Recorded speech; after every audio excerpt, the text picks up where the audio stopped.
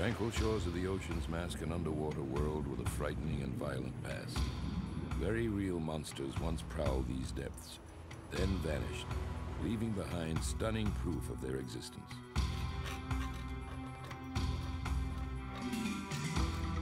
Today, paleontologists discover revelations about the mysterious and nightmarish monsters that once roamed the seas.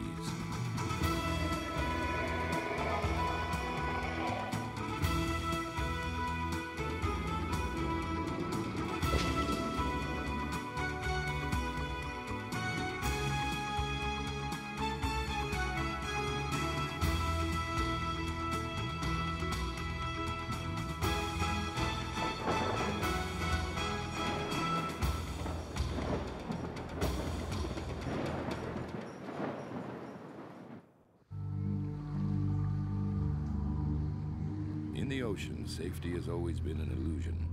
Death strikes without warning or mercy. An attack begins with lightning speed. Razor-sharp teeth shred the flesh and pierce the bone. Incredibly, these predators, like the modern shark, pale in comparison to the creatures that once terrorized the seas. Imagine a creature larger and swifter than a killer whale and more powerful than a great white shark, or an animal with a neck so long it could snatch a bird from the sky. One of these probably inspired the legend of the Loch Ness Monster. In Medicine Bow, Wyoming, about 50 miles northeast of Laramie, Robert Baca is scouring the dirt for a glimpse of an ancient sea creature called the ichthyosaur. I want a tooth. I've lived a pure life. I deserve a tooth. Ooh, there's one. These deadly predators glided through the water and caught their prey with a toothy bite.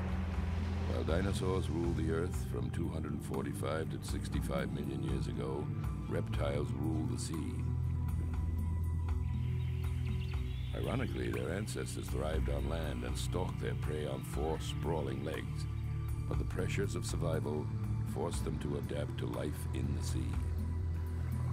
The reason that these animals went from land to sea probably is simply pressure of your relatives. If you're born a reptile, if you're born a lion, you're growing up, you've got brothers, you've got aunts and uncles, all of them looking for prey, all of them looking for burrows, for a habitat, for a territory. It pushes you out. Evolution is a force which pushes outward. Well, if you're living on land, one way to go out is evolve into the water. That's almost certainly why these guys went back into the water at the beginning of the age of reptiles. It became really common. 245 million years ago, at the beginning of what is called the Mesozoic, the age of reptiles, the continents clustered together.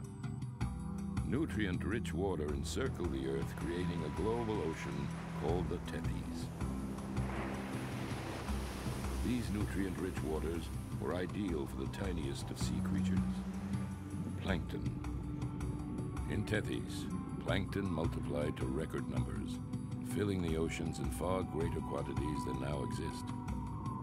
The abundant plankton provided Mesozoic fish with an almost unlimited food supply. The fish population exploded to unparalleled levels, setting the stage for a new predator to exploit the bounty of food. For the first time, reptiles with compact bodies and powerful jaws took control of the seas. 220 million years ago, this beautiful and isolated mountain range of central British Columbia lay at the bottom of an ocean. Since 1987, Chris McGowan of the Royal Ontario Museum has been coming here each spring, searching for the first of the ancient sea monsters.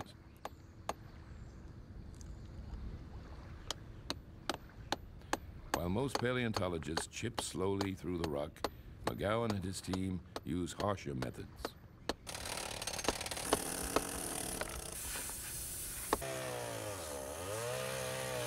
The ground is hard and unyielding. The rock must be removed one layer at a time. All the while, the excavation team must keep a sharp eye. A bit of unusual rock may be a significant find, a clue to the strange and fantastic creatures that swam the ancient oceans. At first glance, the fragments don't resemble much, but these weathered samples are the fossilized bones of an ancient dolphin-like reptile called the ichthyosaur. Everybody knows about dinosaurs. Very few people know much about ichthyosaurs. Far better animal altogether than dinosaurs. Dinosaurs they were living on the land. These guys are living in the sea. The first fossil of a seagoing reptile was discovered in England in 1811, over a decade before the first dinosaur was introduced to the world. As it was not wholly a fish, as one observer put it, the creature was named ichthyosaur, which means fish lizard. A powerful fin tail and flippers propelled them through the water.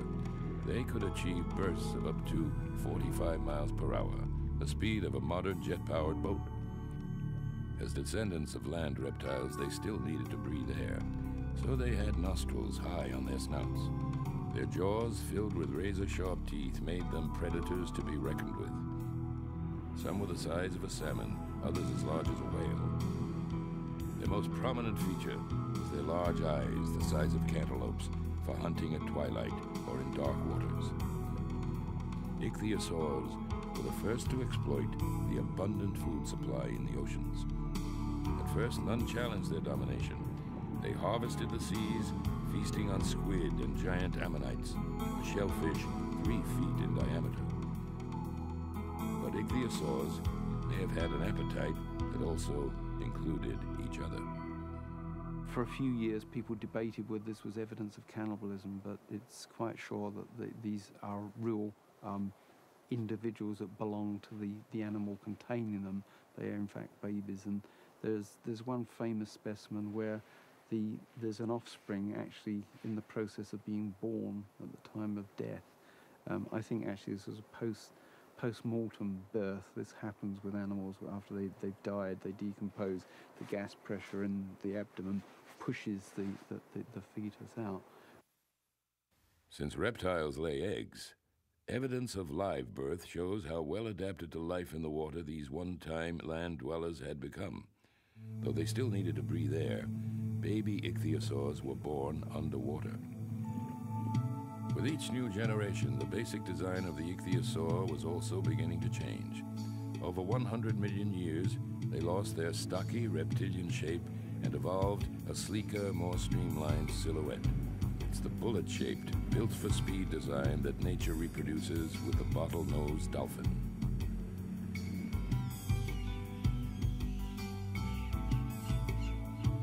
The reason for the change was new competition.